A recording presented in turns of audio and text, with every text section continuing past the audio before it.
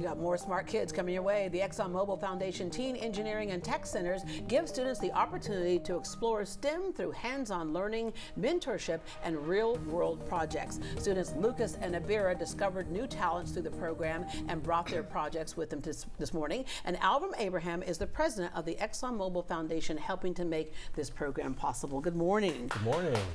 All right, the ExxonMobil Foundation in this particular program helping to provide free STEM programs for Title I students, basically preparing the future job market for companies, right? That's exactly right. We want to make sure that every young person has the opportunity to engage in hands-on, exciting STEM instruction that excites them about a future career in the STEM space. Yeah, and for a lot of kids, this is something they never thought was possible. It's not even exposed to them, right? That's correct.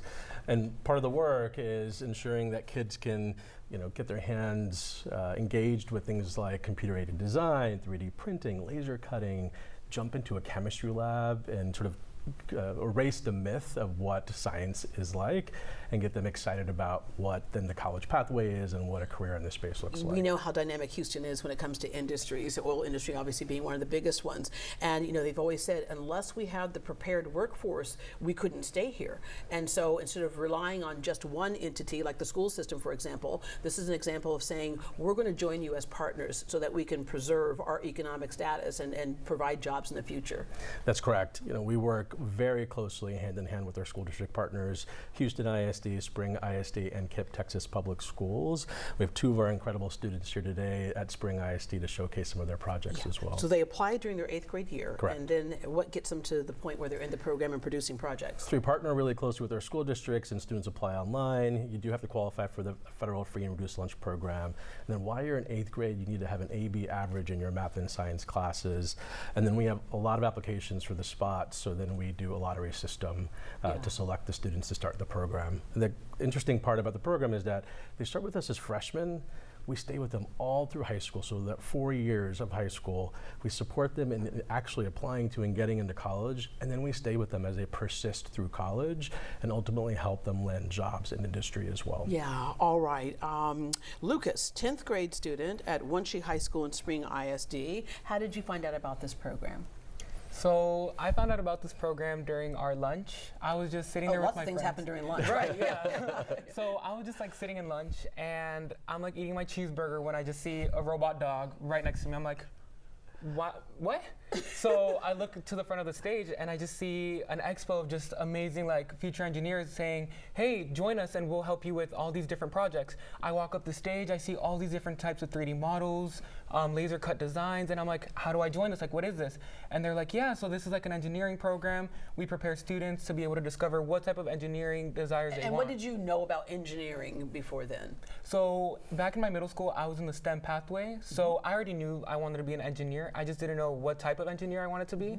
So having this opportunity to be able to go and understand all the different types of careers that I can choose from was definitely a big advantage for me. Yeah, so being in a classroom and learning some things is obviously vital in terms of any education, but then putting your hands on something is something else, getting mentorship is something else, but then creating something on your own is top level. So tell us about your project here. So yeah, the project I have right here with me is called its integrity table. It uses the science of tension and compression, with the tension coming from the braided wires right here and the compression coming from gravity and the middle wire right here.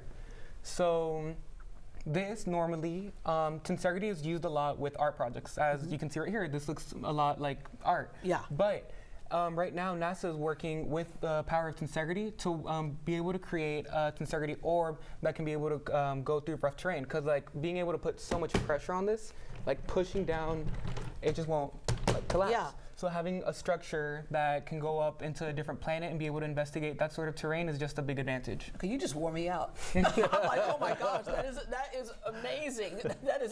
That's amazing. All right, Abira, you're also in 10th grade at Wenatchee High School in Spring ISD. You're originally from Dubai, and I'm going to address what some people think is a stereotype, and that is, oh, but are women allowed to be engineers and things like that? Guess what? Women hold a high proportion of STEM roles and degrees from that part of the world. and higher than the average from around the world, because just like we're figuring out, you got to make sure that both sides, opportunity for both sides to keep your country thriving. All right, you've been in Houston for about 8 years. How did you discover this program?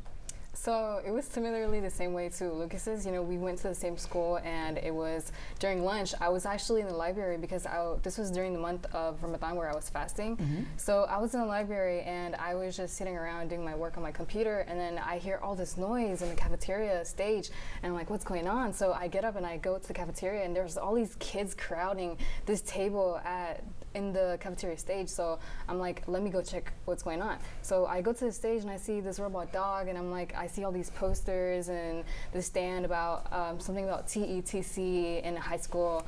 And you know, during middle school, I was also part of the STEM program. So you know, I was like interested in it as well, and I was like, yeah, let me check this out, see what it's about, see maybe my high school life could be impacted by this as well. Yeah. In middle school, did you see a lot of girls in the STEM program, or were you one of a few?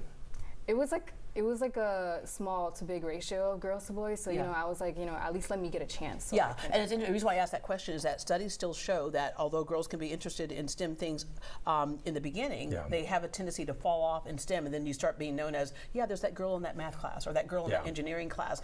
So you stuck to it, but you originally wanted to be a doctor. This changed your mind?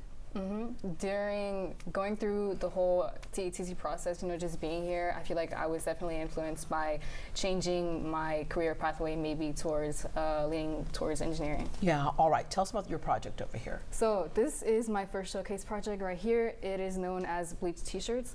So we use bleach and water solutions to like create designs on 100% cotton t-shirts. Yeah, it looks almost like a watermark would look on something. Yeah. So the only difference is like, you know how you use like paint, but within this, it's like using chemicals, so it stays on to the shirt like permanently. Yeah. All right. The long-lasting results of kids going through this program, I think we can already see right here. But you see them outperforming the average students in so many things. Yeah. The most important part of this work is that our students are actually entering the workforce. So we track a lot of really important data, like how they're doing in school and their grades, their state test scores. Of course, also students vote with their feet. They're required to come 2 days a week after school. 96% of the students are returning day after day and year over year and coming back and participating in the program, which we know is an important part of them learning every day. But we also outperform students on the state test scores as well as their math and science courses. What would you like to do when you grow up? I would want to become a robotic mechanical engineer working at NASA. So that's like a lot of my inspiration. So actually the robotics part, and for you going into. I would say before going through, you know, TTC, I wanted to be a doctor, but now that I've, you know, been here and gone through all these lessons, I would, you know, maybe lean more towards maybe a biomedical engineer or a chemical engineer. Yeah, all right. What do you have to say to kids who, I think for some reason, there's kind of this thing with when you say STEM, for some kids, they just go to it like fish to water, right? For others, like, oh, I don't like math, or I don't like this. What would you say to them to open their minds? And part of opening minds is to put hands on something and have that mentorship. So what would you say to them? So I would definitely say that if they are given the opportunity like TETC, to definitely take it, because you won't know if you actually like something unless you try it, which was something that my coaches at the TETC really taught me. So honestly, if I didn't have TETC, I feel like I would just be mostly at home, like just on my phone, doing scrolling, doing like not what I'm doing right now. So this like opportunity, it just allows students to be able to explore what their real passion is. Yeah, you're building the resume for the rest of your life right now. All right, and what do you say to young girls to not shy away, even if they walk in the room and they're one of a few? I would say, like, even if you don't know a lot about engineering, even if you just have like a tiny bit of interest, I would say definitely to take the chance, so you could have like an access to more opportunities than you would regularly. Yeah. All right. And little did you know what a little dog would do, right? Yeah, I know. A little That's AI exactly dog right. would do. Yes. All right. Thank you two very much, and thank you very so much for what you're doing. To learn more about the Teen Engineering and Tech Center through the ExxonMobil Foundation, visit TETC.org. Again, that is TETC.org.